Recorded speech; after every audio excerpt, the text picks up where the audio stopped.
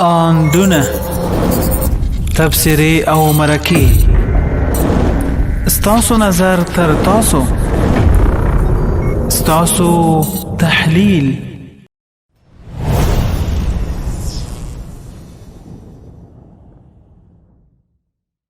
د اسد 24مه د اسد 24مه د حق د بریا او د باطل د سلامت شکست یو رڼه ورځ ده.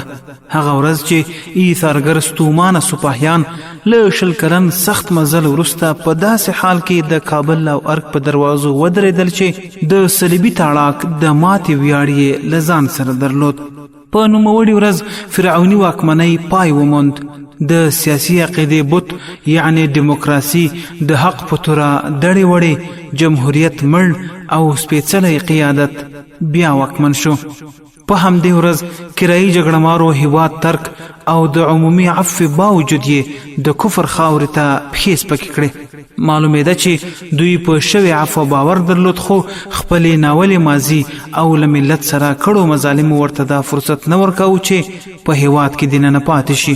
دا چې د رژیم ګوډاګیانو تر ډیره د ملت سرمایه لوټ او د دولت موجوده پانګه یې له ځان سره په غلا د کفر دیار ته نقل کړه. هیواد او حکومتي دستګاه په یو غیر نورمال او بې نظمه حالت کې نویو مسلمانو حاکمانو ته پرېښوده، ځکه د ډیرو تحلیل دا و چې نظام به ډیر ژر د سقوط پر کرښه ودروي.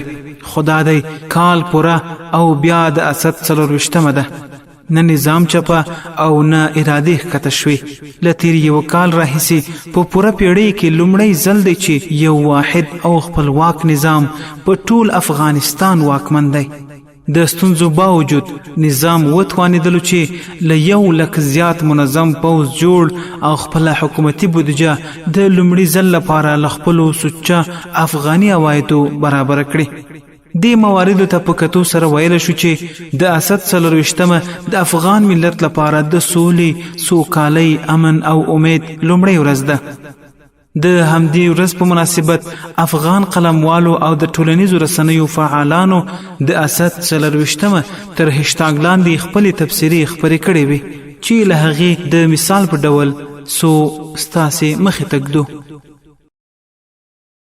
آندونه تبصرې او مرکې ستاسو نظر تر تاسو، ستاسو تحلیل.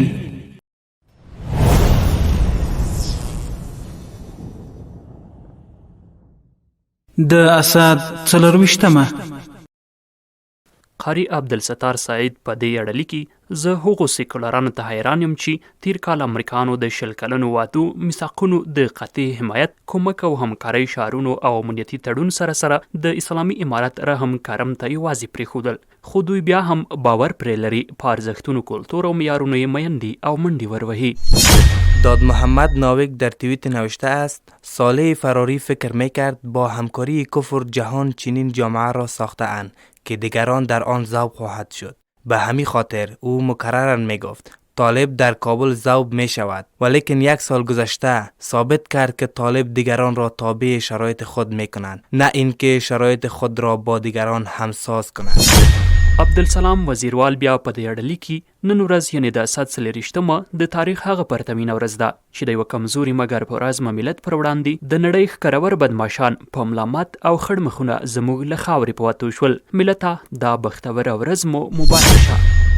عبیدالله رقیب بیا په دې اړه لیکي: امریکا په بون کې یو څو هغه په خټه افغانان سره کښینول چې غربي او پردي طبیعتونه یې لرل، د غونډې نوم یې ورکړ، حکومتي تشکیل یې جوړ کړ، د اساسي قانون په نوم فرضیه یې تکمیل کړه او بیا یې په افغانستان د برید تیاری ونیو.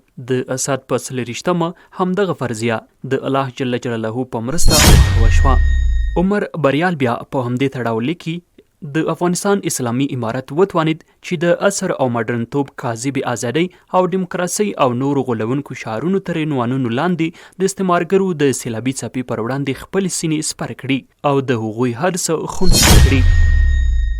ابن مبارک احمد زید در توییت نوشته است: ما در جهادمان تنها نبوده ایم، هزاران دست به سوی درگاه الله متعال بلند گردیده و صدها هزار یتیم و بیوه به خاطر پیروزی این صف دست به دعا بودند. الله را سپاس که قیادت را به ما واگذار نمود و گلم اشغال و فساد را از دیار ما برچید. بر ماست تا قربانی های ملت را فراموش نکنیم. آندونه تبصرې او مرکې ستاسو نظر تر تاسو، ستاسو تحلیل.